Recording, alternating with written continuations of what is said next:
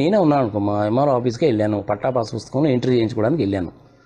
నేను ఎవరి దగ్గర భూమి కొన్నాను, ఆ భూమి నా పట్టా పాస్ పుస్తకం ఎంట్రీ కావాలిగా. ఆ సబ్ రిజిస్టర్ ఆఫీస్కి వెళ్ళాను, సరే వాళ్ళు లంచం తింటాడు, లేకపోతే 4 రోజులు తిప్పుతాడు. హైదరాబాద్ నుంచి నేను పోయి దానికోసం నేను ఆడ తెచ్చేదానికి లంచం ఇచ్చాను, ఫీజు టు ఫీజు. ఆ డాక్యుమెంట్ తీసుకొచ్చాను, ఎంఆర్ఓ ఆఫీస్కి పోయి నా పట్టా పాస్ పుస్తకం మీరు ఎంటర్ చేయండి సార్ అన్నాను. 4 గంటలు అయిపోయిందండి, మీరు రేపు రండి అన్నాడు. సరే కదని మళ్ళీ పొద్దున్నే వెళ్ళాను. ఆఫీసర్ గారు 11 దాకా రాలేదు. 1 గంట దాకా వెయిట్ చేశాను. ఆఫీసర్ గారు రాలేదు ఏంటండి అనేసి అంటే, లేదండి కలెక్టర్ గారు మీటింగ్ పిలిస్తే వెళ్ళారండి అన్నాడు. ఇంకో రోజు పోయిందా? అవును. మళ్ళీ 3వ రోజు కూడా పోతుందా? మరి ఇలా 4-5 సార్లు తిప్పారనుకో, నాకు కూడా కడుపు మండుతుందా లేదా? మండుతుంది ఎవరికైనా కానీ. అవునా? అప్పుడు ఏం చేయాలి? ఇదిగో ఇలాంటి పనులే దొరుకుతాయి. ఇదే ఒక విద్యావంతుడు కనుక చేశాడు అనుకోండి ఇదే పని, వాడైతే తెలివిగా ఏం చేస్తాడో తెలిసిన, శుభ్రంగా ఆమె తగలబెట్టి వీడెళ్ళి పోలీస్ స్టేషన్లో లొంగిపోయి, ఈమె ఈ విధంగా ఏడిపించింది కాబట్టి గవర్నమెంట్ ఆఫీసర్స్కి బుద్ధి రావాలి, ప్రజలకు కూడా తెలియాలన్న ఉద్దేశంతో నేను పర్పస్ఫుల్గా చేశానండి, నేను తప్పు చేశాను, నేను లొంగిపోతున్నాను, నన్ను జైల్లో పెట్టండి, శిక్షించండి అని అడుగుతాడు. దేశవ్యాప్తంగా ఇలాంటి ఒక 10 ఇన్స్టెన్సెస్ జరిగినాయి అనుకో, గవర్నమెంట్ ఆఫీసర్లు జాగ్రత్తగా ఉంటారు, లంచం కూడా దాని తగ్గుద్ది. అంతే, అలా చేయమని చెప్పి నేను అండల్లా. సామదాన భేద దండోపాయాలు అనేది ఉపయోగించాలి.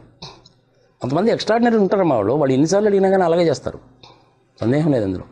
నాకు గవర్నమెంట్ ఆఫీసర్స్లో ఎక్స్పీరియన్స్ ఏంటంటే సబ్ రిజిస్టార్ ఆఫీస్లో తప్ప మిగిలిన దగ్గర ఎక్కడ కూడా నాకు ప్రాబ్లం లేదు. ఒక పోలీస్ స్టేషన్లో కానీ, ఒక ఎంఆర్ఓ ఆఫీస్లో కానీ, డిస్ట్రిక్ట్ కలెక్టరేట్ దగ్గర కానీ, డిపార్ట్మెంట్ ఆఫ్ ఫారెస్ట్ల దగ్గర కానీ ఎక్కడ ప్రాబ్లం రాలేదు. కాస్త పుస్తకాలు లంచం తింటారమ్మా సందేహం. ఇప్పుడు సపోజ్ నీ పొలం ఉందనుకో, మాది 5 ఎకరాల పొలం ఉంది, 5 ఎకరాలు ఉన్నట్టు పొలాన్ని నాది సర్వే చేసి నాకు ఎన్మార్క్ చేసి ప్లాన్ గీసి ఇవ్వండి అని కలెక్టర్ గారికి కనుక అప్లికేషన్ కనుక పెట్టుకుంటే సర్వేయర్స్ని అలాట్ చేస్తారు. అది 250 రూపాయలు 500 రూపాయలు ఫీజు అంతే, అందుకంటే ఎక్కువ ఉండదు. అది సరే రావడానికి ట్రావెలింగ్ ఛార్జెస్ ఏదో భోజనం పెట్టిస్తాం, మర్యాద అది. ఆఫీసర్ వచ్చాడు కాబట్టి పొలాన్ని తీసుకెళ్తారు, కొలత వేస్తారు, శుభ్రంగా డ్రాయింగ్ వేస్తారు, మనకు రిపోర్ట్ ఇస్తారు. కానీ వాళ్ళు లంచం ఎంత తీసుకుంటారో తెలుసా? ఎకరానికి 5,000 తీసుకుంటారమ్మా.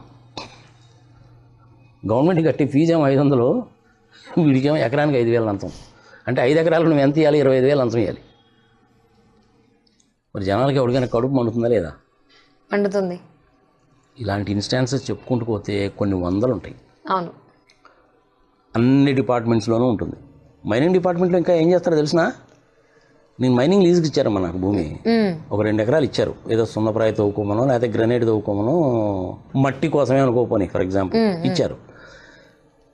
అక్కడ ఆఫీసర్ లంచం ఏందే, వాడికి అప్లికేషన్ శాంక్షన్ చేయడు, దానికోసం ఒక 6 నెలలు తిప్పుతాడు. సరే తీసుకోవాల్సిన లంచం ఏదో తీసుకుంటాడు, తర్వాత విడిస్తాడు. వాడికి లంచం ఇచ్చాడు కాబట్టి వీడేం చేస్తాడంటే, ఈ 2 స్క్వేర్ కిలోమీటర్స్ లేదంటే 2 ఎకరాల భూమి అనుకో, ఆ 2 ఎకరాల భూమిలో 20 మీటర్లు నువ్వు దూరా అంటే వీడు 3 ఎకరాల్లో 30 మీటర్లు అవుతాడు. ఈ మైనింగ్ అనేది పెద్ద మాఫియా అమ్మా ఇది. వాడు ఆ విధంగా ఎందుకు చేశాడంటే వీడికి లంచం ఇచ్చాడు కాబట్టి. మరి తప్పు ఎవరిదంటావు చెప్పు? డబ్బులు అడిగిన ఆఫీసర్ది తప్ప, 2 ఎకరాలు ఇస్తే 3 ఎకరాలు కొట్టడంలో వీడిది తప్ప? నువ్వు న్యాయంగా ధర్మంగా చెప్ప. మనం డబ్బులు తీసుకోబట్టే ఆయనకి ఇంకొక ఛాన్స్ వచ్చింది ఎక్స్ట్రా తీసుకోవడానికి. అదే కనుక వాడు కనుక లైసెన్స్ కనుక ఇచ్చి నీ 2 ఎకరాలు కాదు 3 ఎకరాలు ఎందుకు కొట్టారో బాబు అంటే అటు చచ్చినట్టు సమాధానం చెప్పాల్సిందే. వాడు నీతిగా నిజాయితీగా ఉండేయండి ఆఫీసర్. విచిత్రం ఏంటంటే గవర్నమెంట్లో నీతిగా నిజాయితీగా ఉండేయండి ఆఫీసర్లను పిచ్చోళ్ళని చూసినట్టు చూస్తున్నారమ్మా. అది వచ్చిన సాగు. చిరంజీవి గారి సినిమాలో చూడలేదా మనం? అది ఆ వారం. కానీ దేశవ్యాప్తంగా, రాష్ట్రంలోనే కాదమ్మా, దేశవ్యాప్తంగా ఇట్లాంటివన్నీ కూడా జరుగుతూ ఉంటాయి. మనిషిని చంపేయడము అన్యాయమే, చేయకూడదు. మరి దీనికి పరిష్కార మార్గం ఏంటి? చట్టాలను సవరించాలి. చట్టాలను ఎవరు సవరించాలి? కేంద్ర ప్రభుత్వం కానీ రాష్ట్ర ప్రభుత్వం కానీ సవరించాలి. చట్టాలు తప్పులు ఉన్న సంగతి వాళ్ళకి తెలుసు, కానీ వాళ్ళు సవరించరు. ఎందుకు సవరించరా బాబు అంటే మనలాంటి సామాన్య మానవులు ఈ ఎంఆర్ఓ ఆఫీసుల చుట్టూరని వాళ్ళ చుట్టూ మనం తిరుగుతూ ఉండాలి. మనం ఏ ఎమ్మెల్యే గారిని పట్టుకోవాలి, ఎమ్మెల్యే గారి చుట్టూ మనం తిరగాలి, ఆయన ఒకసారి ఫోన్ చేసి చెప్పాలి, అప్పుడు ఎంఆర్ఓ గారు వింటాడు. అంత అయినా కానీ లంచం తీసుకోకుండా మానేస్తారండి, మళ్ళీ లంచమే. సామాన్య మానవులు ఏడ ఇబ్బంది పడతారో నాకు అర్థం కాదు. డెత్ సర్టిఫికేట్కి ఇబ్బంది, బర్త్ సర్టిఫికేట్కి ఇబ్బంది, బ్యాంకులో అకౌంట్ ఓపెన్ చేయాలన్న ఇబ్బంది, లోన్ తెచ్చుకోవాలన్న ఇబ్బంది, ఎంఆర్ఓ ఆఫీస్లో వెళ్ళిన ఇబ్బంది, సబ్ రిజిస్టార్ ఆఫీస్లో ఇబ్బంది, ప్రతిదానికి ఇబ్బంది అంటే ఆడదాం. అట్లీస్ట్ ఫ్యూచర్లో రాబోయే రోజులన్న అవినీతి నుంచి దూరంగా ప్రతి ఒక్కరు ఉందామని చెప్పి మనస్ఫూర్తిగా కోరుకుందాం. సో మీ వాల్యుబుల్ టైం మా కోసం కేటాయించి ఈ అంశం గురించి వివరించినందుకు, చర్చించినందుకు ధన్యవాదాలు. నమస్తే. సో వీరు చూసారు కదండి, ఇది వాళ్ళ వీడియో. ఈ వీడియో కనుక మీకు నచ్చినట్లయితే please like, share, comment and subscribe our channel. నమస్తే. ఈ వీడియో మీకు నచ్చినట్టయితే లైక్ చేయండి, కామెంట్ చేయండి, షేర్ చేయండి.